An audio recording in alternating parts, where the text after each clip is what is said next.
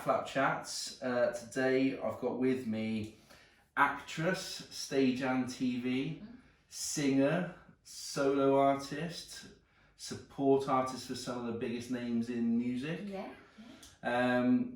Enjoy a good swig now and again, although today I've got a beer as normal, but you're off to the gym, aren't you? So I should be as well. I'll have a beer anyway. Cheers. Thanks for calling. It's Miss Sophie Evans. Hey. How you doing, alright? I'm good, yeah. Good. Excited. Are you? Yeah. Not nervous? No, I love talking. So. Some people have been a bit nervous about this, like what the fuck is he going to say? But nah, nothing will shock me. That's alright. So where you come from up the valley, nothing shocks you at all? Nothing shocks me. I've seen it all, heard it all, witnessed everything you can imagine. Class. So how's life at the moment? What's going on? Life's really good. I'm currently enjoying a bit of free time. So yeah, I've moved home from London back in July and I've been busy, but like I've been able to enjoy myself, see my family, go out on Saturday, because for 2 years that was not a thing. Yeah. So I'm just really enjoying being my own boss for a bit. Perfect. Yeah. So nice. Obviously before all that fame and all everything come with it, what was Sophie like back as a kid growing up in Tonopandi, was it? Yeah. What was Sophie like? She was stagey. Yeah. She's confident.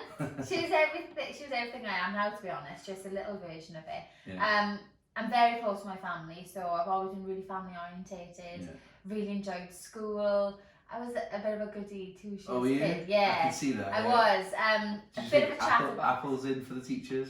I mean, we take presents and cards at the end of term and stuff. Okay. I cried like leaving my junior school. Did you? I really had a great educational journey, kind of thing. And teachers that really nurtured me, so I'm really lucky in that sense. Yeah. But yeah, I'm from the valley, so you know, I've seen everything. I've not grown up in privilege as such. Like I've had to work for everything I've got, and I get that from my parents. They're really hardworking.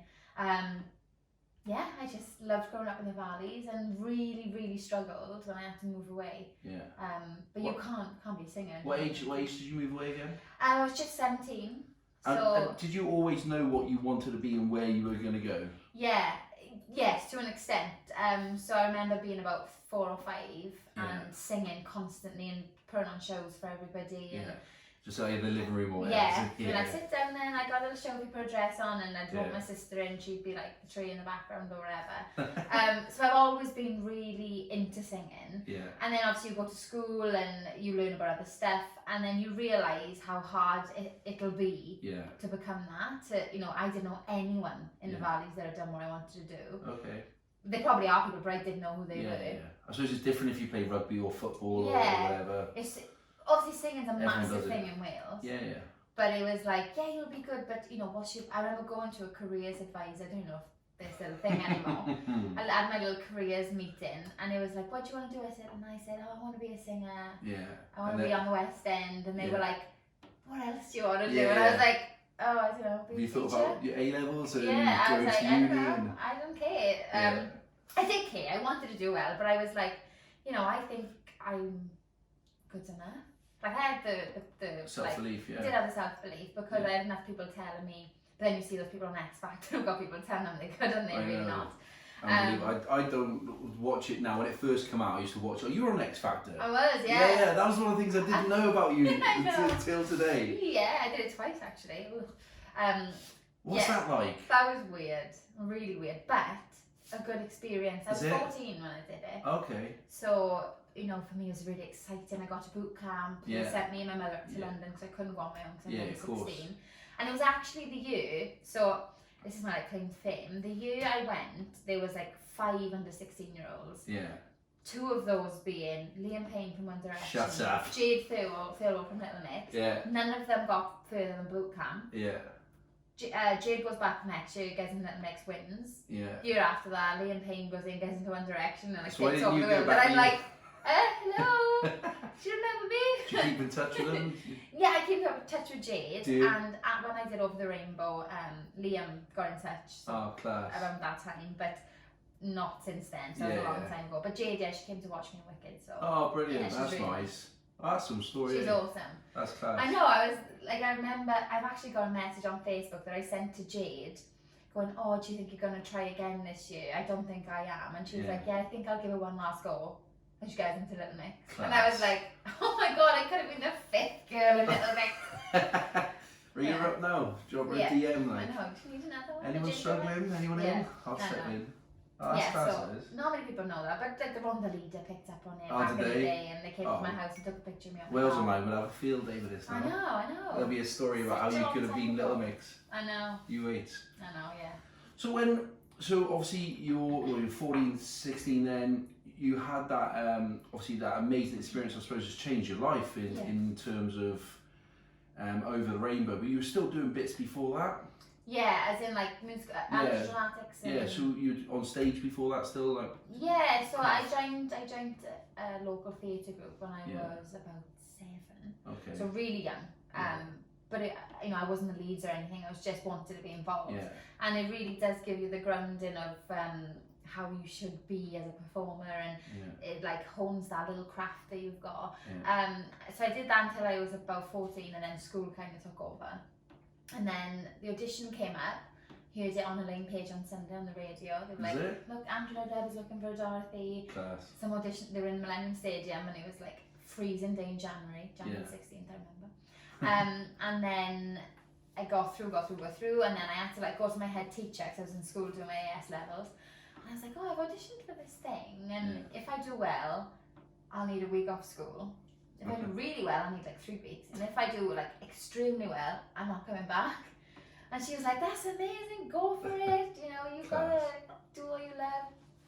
So I left my A-levels, had none, and then came second on a national TV show, and my life was bonkers ever since. Yeah, at 17, my life was just lifted and sent to London. And what was that whole process like? I've never been through anything like that. Like, I think I've experienced nerves and working hard for something. What was that really like, going through that whole process?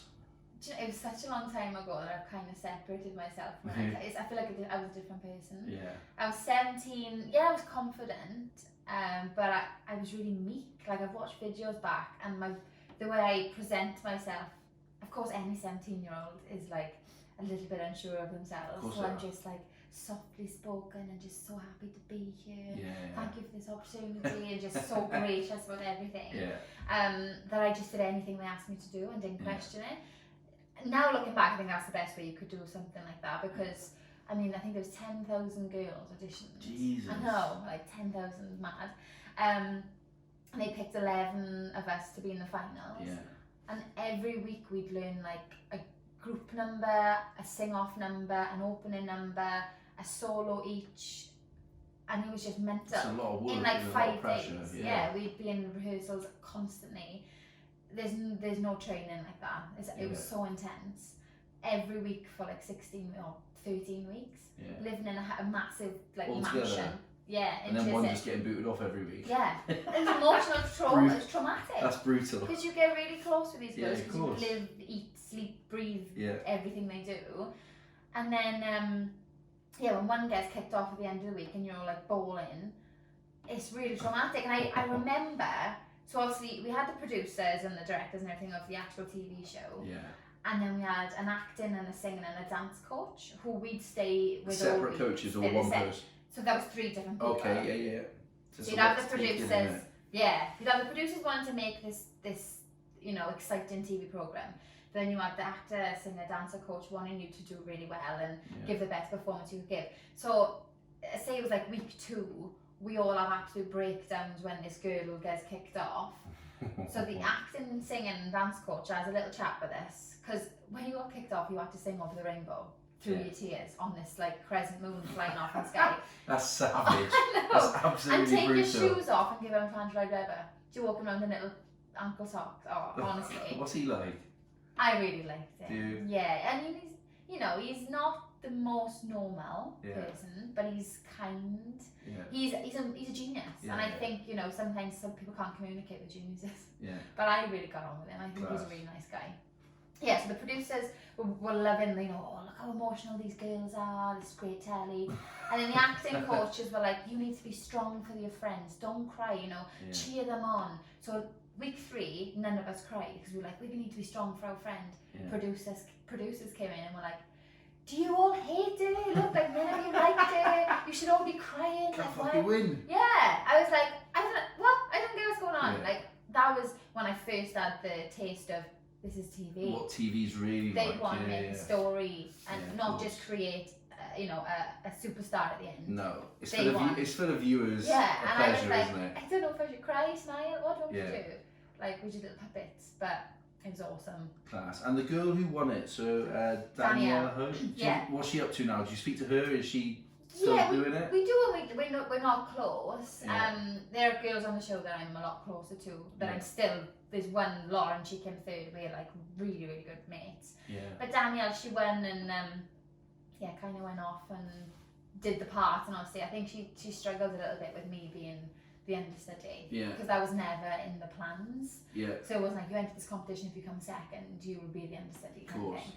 So it took a bit of getting used to. Yeah, there's a lot I could talk about with this, but I don't want to. You talk as much or as little as you want. I'm not going to. It was open up tough. I think it was fuse, tough for her. Yeah. But we've recently reconnected, and Oh, she's nice. It's nice. Yeah. She's a lovely girl. She's done really well. She's really talented.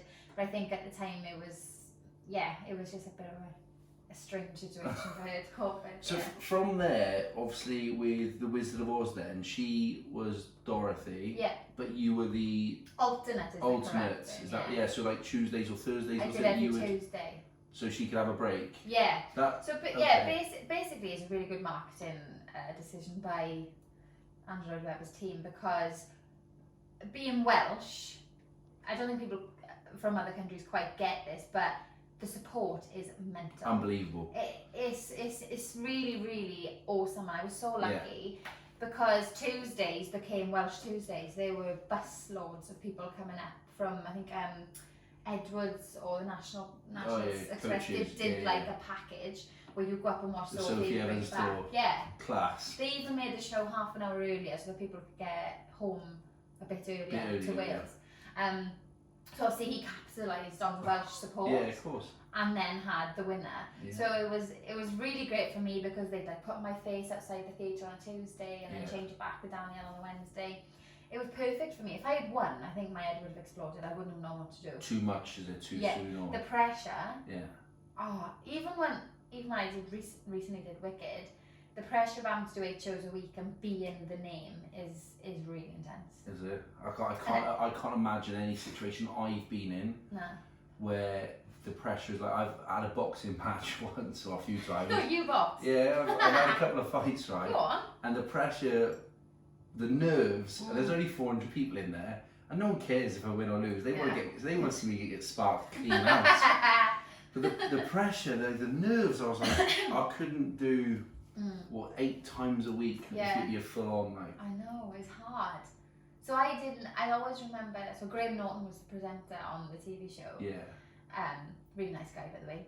And it was a final, I could see my family in the audience, could see Danielle's, and we had to walk down these staircases that hugged the stage down to the centre, and it was like, right, when he says your names, walk down and then we'll announce the winner. And I remember thinking, I just want to go home with my family after this. I don't want to do 8 shows a week and move up here and my life completely changed. This has been really fun and I'm really, really grateful. Yeah. But I don't want to win. It was so weird. It's fear of the unknown, isn't it? Yeah, I was like, oh, the pressure if I do actually win. I hadn't quite calculated that in. So then, once all that's announced, obviously Danielle goes on to be the main act, and you're obviously supporting Tuesday. How was it then when you kind of took over the mantle? Was it a year or 2, was it? It was a year later. You took over the mantle. What was that transition like? I was ready then. I'd kind of. You'd cut your teeth in it, I suppose. Yeah, every week. And I'd done all of the holidays and stuff, so I'd done quite a lot of 8 shows. Oh, okay. And then a little break, and it was like it primed me to do it. And I also got put through a drama college, which Andrew Lloyd Webber paid for. Yeah. I mean, I've been so lucky. Yeah. And he gave me like pocket money every week. No wonder she don't like you, mate. I know. No. So I went to college called Arts Ed for 3 months. Yeah. And had the alternate thing. So then I was like, I'm ready to take on 8 shows a week. I was 18. Yeah.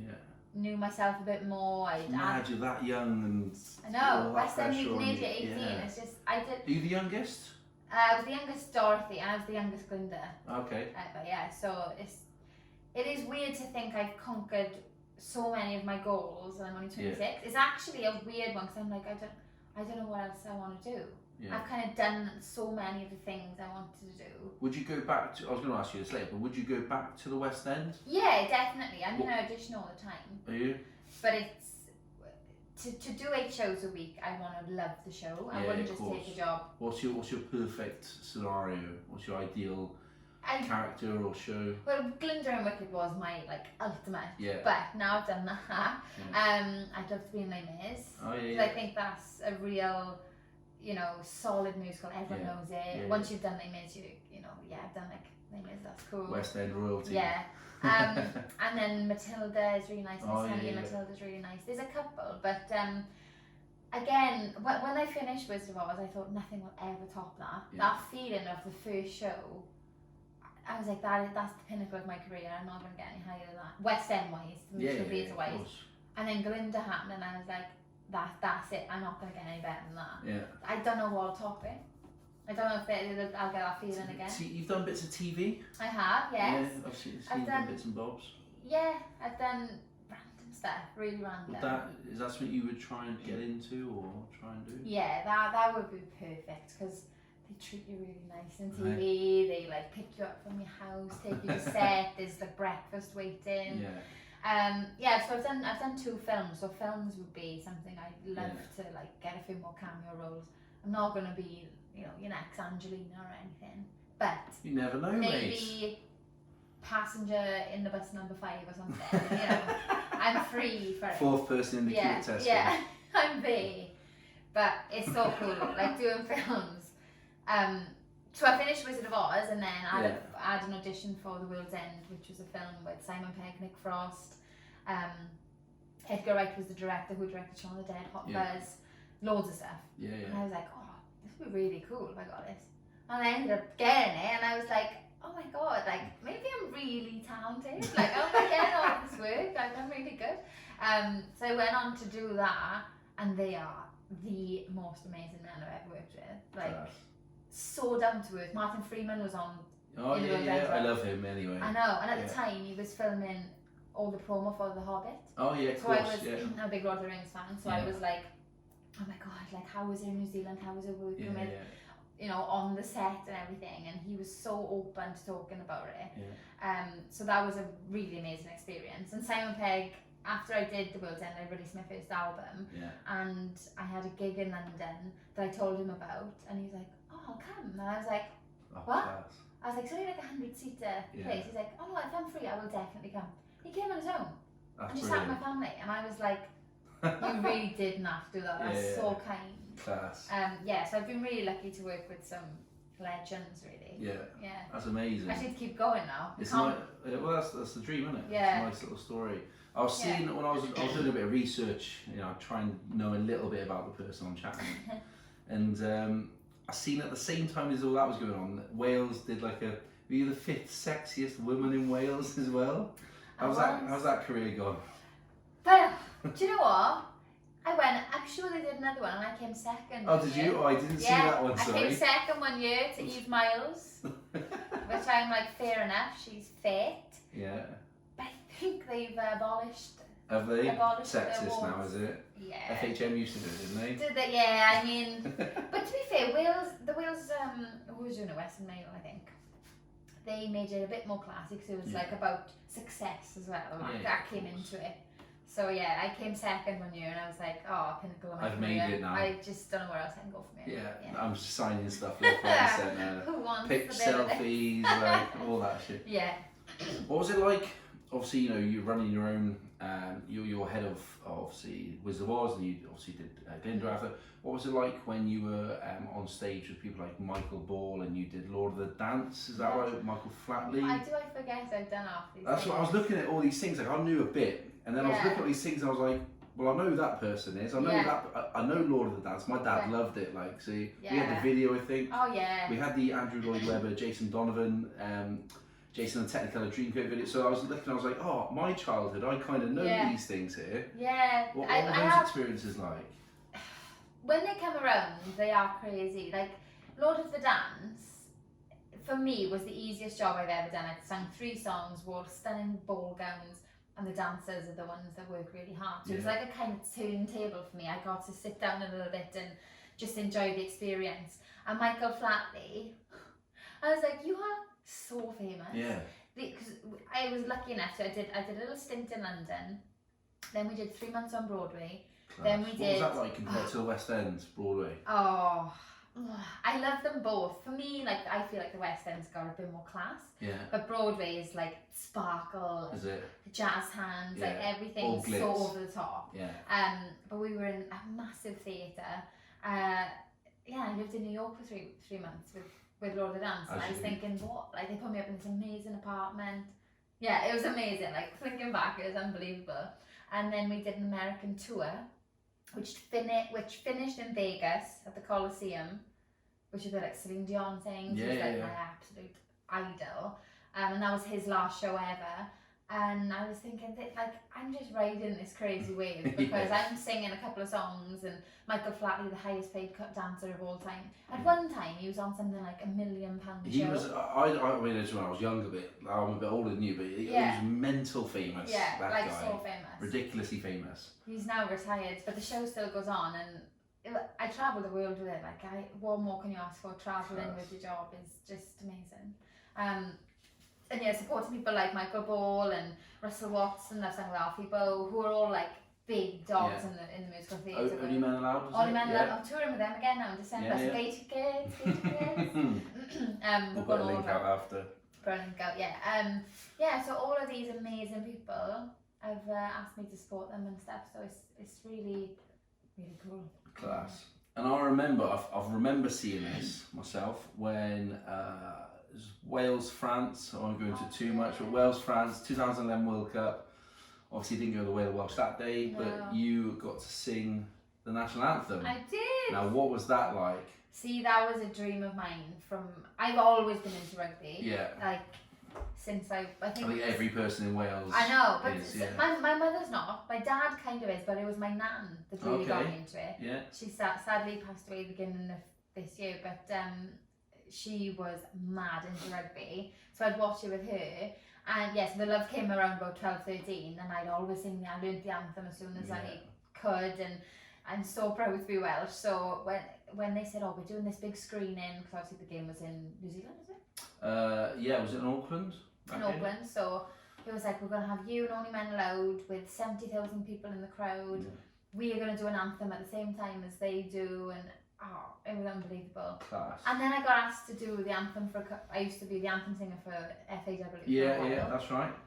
That was amazing because the football fans, they are so intense. Was that Cardiff City Stadium with the old Indian? Cardiff City Stadium was around then, Yeah.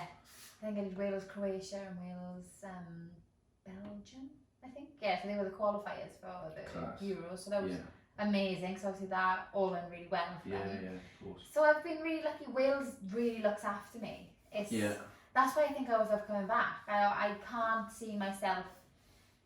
I can't see my final destination being London. No. No, I just. And now I feel at home in Cardiff, even though I'm not from here. Yeah.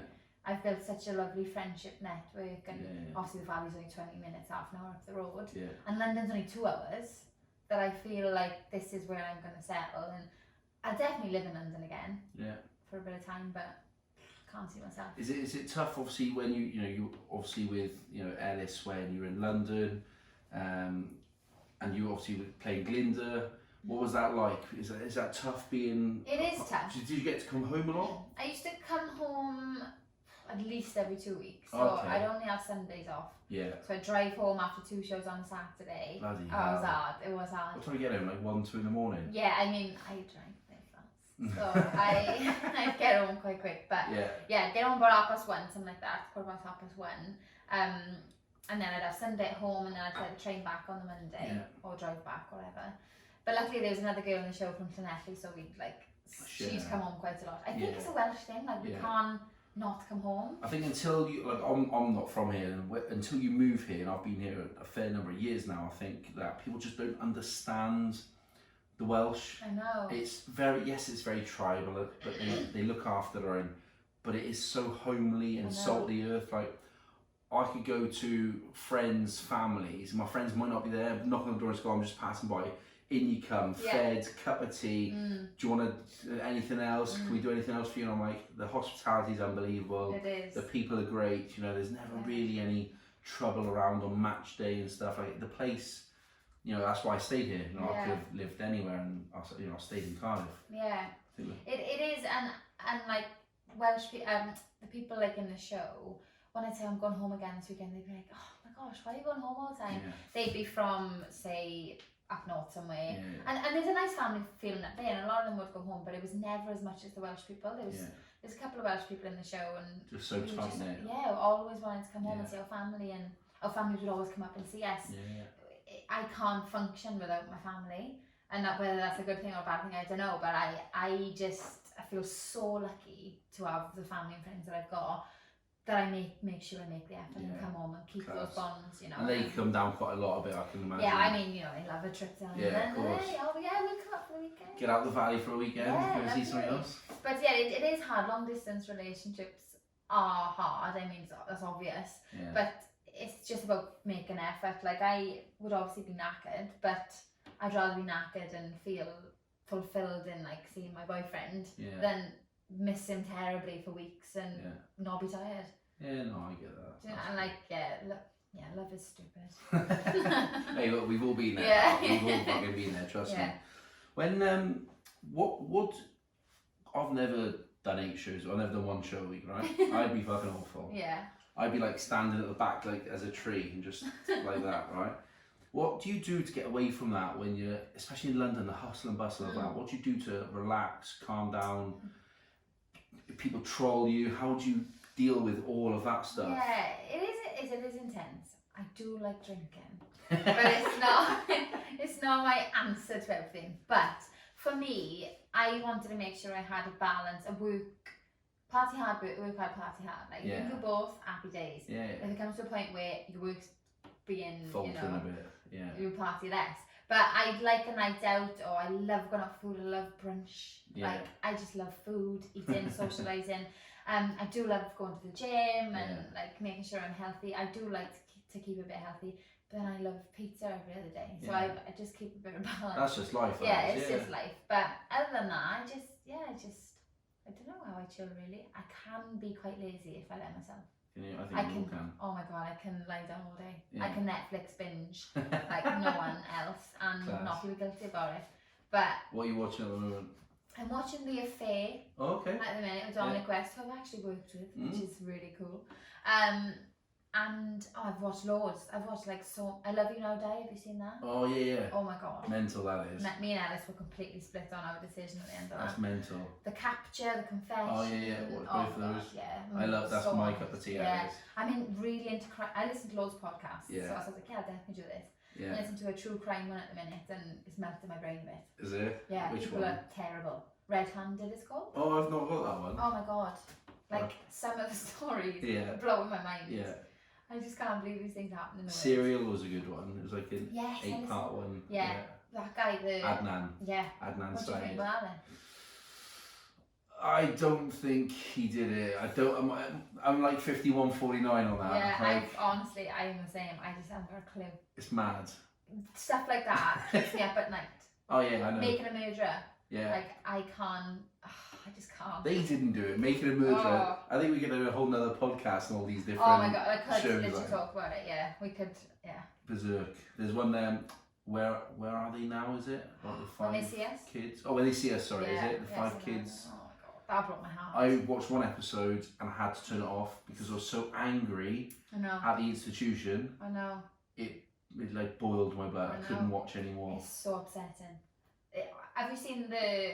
There's an Oprah bit after it. Yeah, no, because I haven't watched the other 3 yet, and I need to sit down and get through it. But me and Alice watched it, and it was so upsetting. Yeah. It's really. Some of them are not as affected as the others. Now they're grown men, but some of them you can see deep scars. Oh yeah, obviously. Just psychological. Yeah. Did you ever get help with any of that stuff when you were doing this? No, you don't really. It's now becoming more of a thing in the West End, so they're trying to put things in place like sort of organisations and stuff, because I mean we're now coming round to it happens in every industry. It's not just And at every level of Every fame level. or Oh my gosh. poverty or whatever Everyone. it is. Yeah. I don't know anybody that hasn't experienced some kind of anxiety or depression or just mental health. Just anguish in anything. Aspect, of course. And obviously with performing, you can love it and it can totally destroy you as well. Like I know people that are excellent and have this little demon and it ruins their career and they have to give it up, and it's so it's horrible. People, but there are things coming in like I went to something the other day. I can't remember what it's called. Industry Minds, that's what it's called. And it's this new charity that sets up that, you know, if you need sessions with people, you can go along and have a little chat if you're struggling with your confidence or nerves. Because touch wood, I've been okay. I've had a couple of weeks where I'm like, I'm not good enough. It's normally when I'm tired, I've like connected the dots that if I'm feeling tired and not on my game, my brain starts going, what do you, like, get off the stage, you're not good enough. It's horrible, but I take a rescue remedy and I'm good. Or have a little shot of whiskey and I'm fine. Settles the nerves. But it's not, but it can be really crushing. Because people only see, I'd imagine, either you on stage or the Instagram or the good life, and obviously Ellis, you know, with Wales and all that, don't see behind the scenes then. And obviously we're chatting to Ellis, you know, on the next podcast, and you know, obviously injured at the moment, trying to get into the psyche of that mindset. I know. It's difficult. It is. I had a little, so when I finished with Wicked, obviously it's such a dramatic change. I've gone from... What was the last show like? Oh, intensely emotional. Yeah. But the support there from the crowd, unbelievable. I've never experienced anything like it. There's about 7 standing ovations throughout the show. It was amazing. Like, do you just stop then and wait for them to finish? Yeah, you have to kind of take it in. Yeah. Settle. Continue with the show. And stage door. So at stage door, you'd always come out. You'd have maybe 10 to 40 people there on a regular. Yeah. There was about 300 people. Was there? It was crazy the last night. It took me about half an hour to sign everyone's things, and I was like, this is what One Direction feels. I felt like it was completely overwhelming, but showered with gifts and cards and thank you, you've helped me through. A lot of people connect with you. I don't know if you've seen Wicked, but it's basically... No, I haven't. I'm glad I couldn't get down to watch it when I said to you. It's about being an outsider, and a lot of people connect with the show and say, you helped me, you know, come out to my family, or there's loads of things. So I feel very making a genuine difference to some people. Oh, massive. Would you get recognised in and around London? A little bit, yeah. That's bizarre. I walked down Oxford Street and Jason would go, Sophie! I'd be like, hello. They'd be like, you don't know me, I know you. I'm like, would you stop and speak to people? Oh, yeah. Class. Yeah. Who's more famous out of you and Ellis? In Cardiff, Ellis. Is he? Yeah, definitely. In London, me, I'd say. Is it? Yeah. He said you, I asked him. Yeah, he said but you're in more Cardiff, famous. especially at the minute, because, you know, he's doing all this on the side of the pitch commentary. Oh, his face is everywhere at the moment. Cardiff, he can't go nowhere. Yeah. Hey, good man. Celebrity. You're bringing in the buns, isn't he? He is, yeah. So, his press. But yeah, I've been so lucky. But yeah, so when I finished Wicked then, I had a lovely couple of weeks where I was really busy, my album came out and whatever, and then I had a couple of weeks where I was like, I've got nothing really to do now. And I struggled with, like, what's my purpose? Who am I without performing? And I don't know who I am without performing. But then I'm like, right, go to the gym, eat well, see your friends and family, enjoy this downtime. Yeah, because you're not going to have it. If you get another job, I suppose, you're gone again. It goes. I spoke to another girl who's a performer who was in Mamma Mia, and she's out of work at the minute. She put a tweet out saying, you know, need a bit of advice, guys. I'm out of work. I'm driving myself insane. I'm struggling to know who I am without being on stage. And I said, honestly, I feel exactly the same, but I've learned, because I've done it since I was 17, and there's been moments like this where I'm not really doing much, that you need to enjoy it, because there'll be a knock on the door and you'll be off again. Just enjoy the downtime, like. Class. Yeah. Completely different world to anything I've ever lived. I know. You mentioned your album. I come and watched you the other week. You did? In the Norwegian church. Unbelievable. Thank you. Do you know what? We listened to on Spotify. There are other platforms available. And me and my missus are having a night in, had cooked dinner, a bottle of wine and that. And one of the songs, I can't remember the bloody song now, and one of the songs, she started crying and I went, what's wrong with a steak? Like, That bad, it's is it? overdone. But we had you on in the background, and so she starts crying and laughing, and I'm like, what? Tell me what the fuck is wrong with me? She's like, you'll think it's stupid, and I'm like, I won't. And one of your songs reminded her of her grandparent who had passed away, and I was like, I absolutely love music. It's the one thing I'll go to. I should train. I don't really. I should do all these things. I don't really like. But music's the one thing I will always just go back to because it puts me in a place where I'm like, I'm in this mood or I'm in that mood. Yeah. And I think just seeing that firsthand, I was like, it's so powerful. Yeah.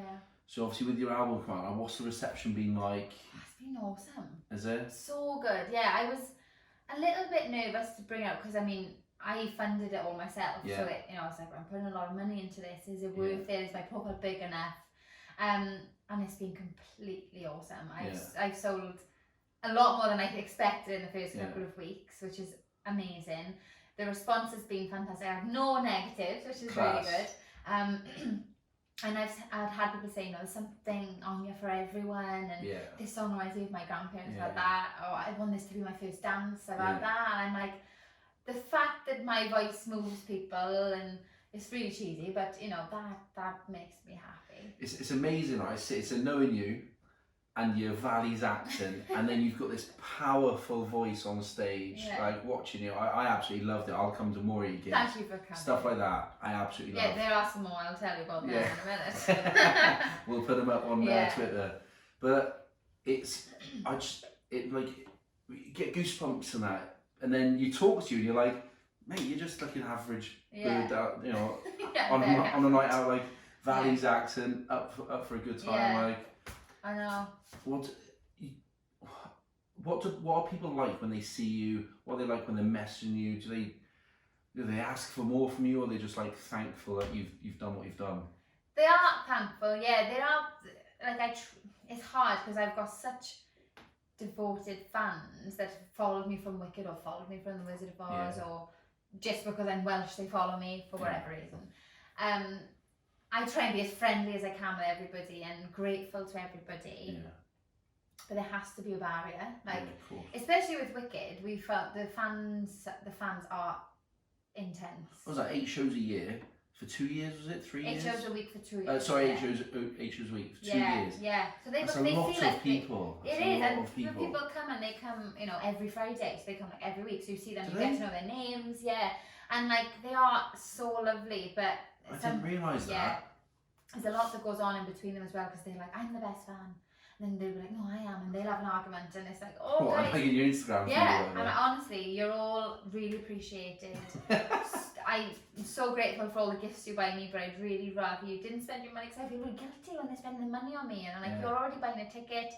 What you do for us is enough. But yeah, the fans are so supportive that it can be like, whoa. I have such an effect on your life. Yeah. I have to be really careful with how I present myself. Yeah. What my opinions are, because they take it all on board. Yeah. So you have to be really careful. That's mad. See, and I suppose that's completely different. We haven't really spoken about Ellis much, but Ellis being, he's Captain Wales, Captain of the Blues, and the Welsh Goldfish Bowl with rugby tends to be so negative at times. Oh, I know. He deals with the complete opposite, it seems, from what you do. Like, I do get negatives, but there's much more positives. Is it? Yeah. What sort of negatives do you get? Like? I remember so there's this forum. I can't remember what it's called. I'm not even going to give it the A time. But there was this forum. And basically, whenever there's a new cast at Wicked, they'll review it basically. Yeah. Okay. And we all got absolutely slated. Didn't like, but to the point where I didn't like how she said this sentence, didn't like how she sang that one note, she should have done this more like that, and why I went on it, I don't know. I didn't want her ever since, but it was like, there was horrible stuff in there. Do you bite back? If they tweet me, I would Do bite you? back, I'd usually try and be witty, and I'd never be nasty back. If they said something like one time this picture came out of me, and they said, oh, she looks like Boris Becker or something, and I was like, I'll take that as a compliment, thank you. Yeah. Like, these people just sometimes don't think before they speak. No. But yeah, the rugby, I mean, everyone's got an opinion on there. Everyone's Of the best course they rugby have. player ever when there's, you know, I've probably Sitting around guilty of it chair. myself. Oh, like, I have. You know, between being a fan or a friend, sometimes, and the line is so like, like I've said things to him. Yeah. He's come off and I've been like, you missed that tackle, didn't you? Like, and I'm like, What's what did he you now? say that for? He's like, oh, nice one. Yeah, cheers, Didn't bud. see the tackles I made, and I was like, that's the thing. People, you're only as good as your last job. You know, you have to keep it up. But he doesn't respond to it at all. Class. At all. Yeah. Well, we'll speak to him. See you on the next one. I've got some questions from the Instagram world. I'm going to read out for you. Okay, Fun. so nothing too bad. Ellis was the first one. I bet you get some nasty questions on it now. So he was waiting for him to come through. Was he? Yeah, straight away he was on it.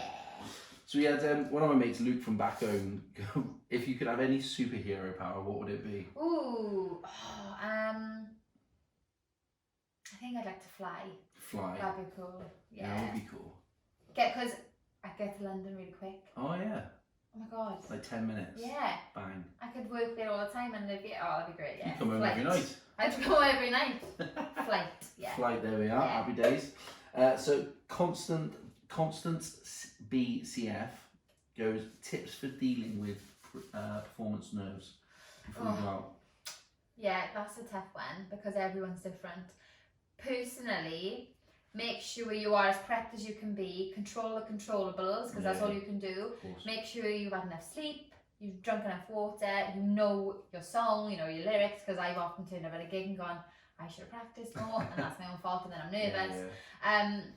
Know how good you are. Like, don't doubt yourself if you can help it. Is there any little pep talk you give to yourself just before you're about to walk out? Yeah, sometimes I just think, relax. Just relax. Like, what's the worst that can happen? Yeah. You're not saving lives. Yeah. Like, That's of course. If you mess up, what's going to happen? Oh, well, nothing. You'll give yourself an idea, but that's it. No one else will probably even notice. Yeah. That's the biggest thing I've learned. That say I had friends come in and I did something wrong, I go, oh God, did you see me do that? They're like, no. Nah, missed it. They never notice. So you will always be your own worst critic, and it's just learning to give yourself a break now and again and realise that actually there's nothing to be nervous over. Really, what's worse is going to happen? Class. You can burst into flames. I agree with your point of thinking there, especially again, you know, when you see people like tweeting of rugby players and that. No one's died. I know. Missed one tackle, like. It's a game. Exactly. Get over it. Exactly. GH Music 22. What's the number one song that you just can't get enough of singing? You have to include it every gig or.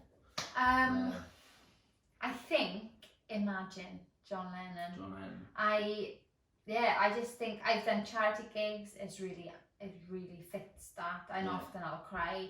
I'm really into like saving the planet and being like compassionate to other people. My whole ethos is be kind, treat people how you want to be treated yourself, and I think that song is just stunning. So I admit One of my icons, actually. One of your friends, Jack Orwell. Oh yeah. He's been on it. How's badminton going? I knew he was gonna say that. Oh, well, I wouldn't know because he won't play me this week. Oh, you don't? No, he's been too busy. He bought new badminton shoes. Did he?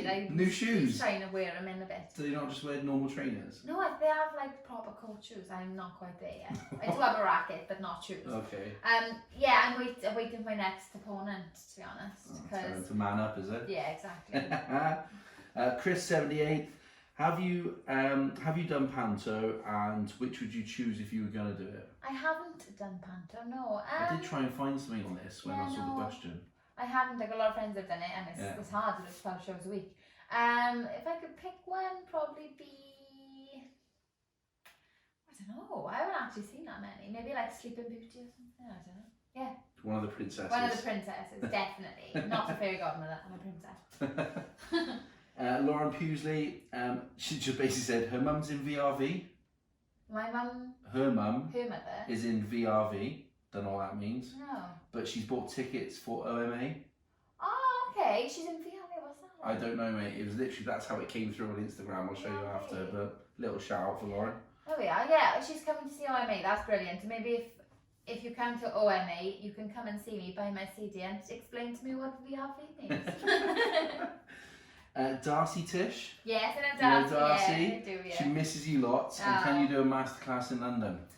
Hopefully, yes. That is something I would like to do. I know Alice, who is my alphabet, does those quite a lot, but I need to make sure I can fit a nice date in and know what I'm talking about, because I can give a masterclass, but it might be conning you all. I don't know. Just winging it. Yeah, Mate, I'm winging this. Don't fucking worry about that. that. Masterclass in singing, I suppose. Yeah. All right. There we are.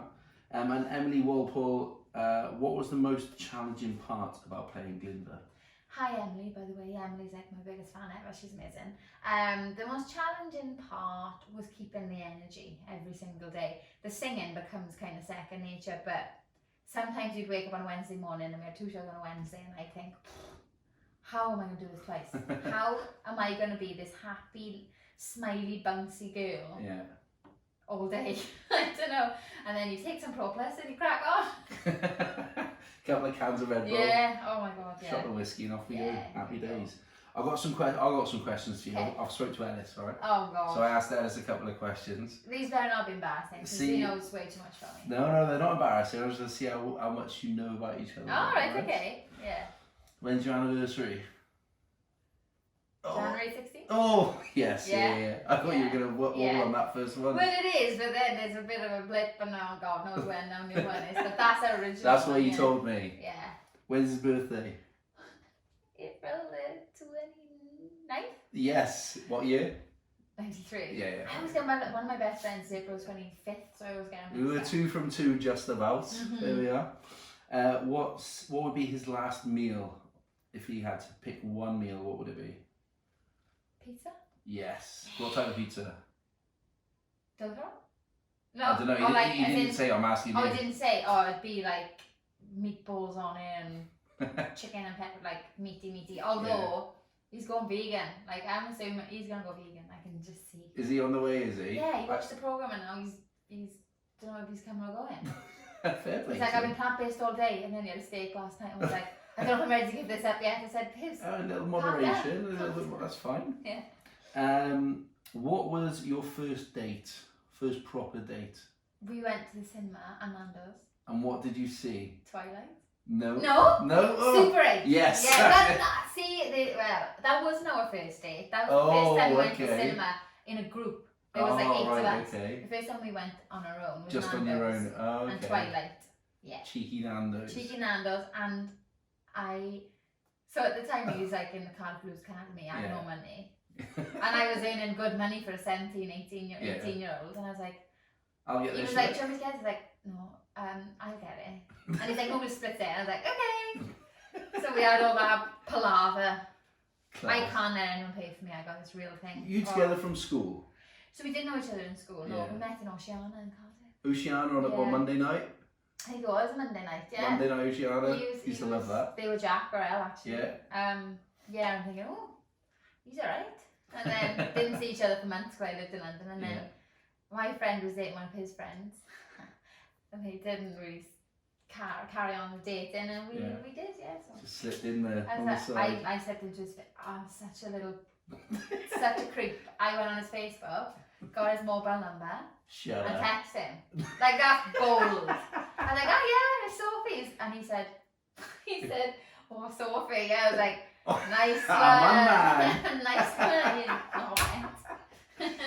What, Sophie? I was like, Class. the best one. Only one you're going to be speaking to again, mate. Now fuck off. Yeah, funny one. And the last one, what did he wear on that date? He said he didn't have a clue, but you'd know what you wore at least. Oh, I know. I went to River Island. What did I wear? And him. I know I went to River Island that day, bought a new t-shirt. Did you? I had a white t-shirt with like a pattern on it. He said you'd know exactly what you wore. Skinny jeans and Converse. Yeah. And he would have had like Cardiff Blues t-shirt on. Cardiff Blues kit on. Full stash. Yeah. Shorts, socks, everything. That would have been me. Yeah. Although I'm shit at rugby. Yeah. So he would have had a t-shirt and what time of year was it? It was cold. It would have been jeans. Yeah. Class. Yeah. Thank you so much for your time. Hopefully people get a bit of an insight into your world. What's next for you? So I've got a couple of concerts next month. 2 again, which were meant to be in September to show off my album in Park and Day, November 22nd, 23rd up in Torquay. Nice. I'm doing Children in Need. I'm presenting, because presenting's like something I really want to do when I'm older. So I'm doing the presenting for Cardiff Children in Need, singing as well. And then going on tour with the lovely Only Men Allowed. Oh, you said, yeah. Where's and that? Then, all around Wales, we've got like Bangor, Swansea, Porthcawl, Newtown, I think. All over. Class. In Wales. Yeah, be really good. Perfect. And obviously your album's out, Icons, so get onto your Twitter, Instagram. Yes. Stream it. I have a couple left. Get them sold. I got a little station over there that I sign, post, you know. I'm like a little love. Class. Perfect. Well, thank you very much for your time. I really appreciate it. I appreciate it. I'll ask Ellis some questions next week, see if he gets them right as well. I need to give you some to ask him, we'll do this now and add it on to the next one. Fab. Thank you. Thank you. Cheers, Soph.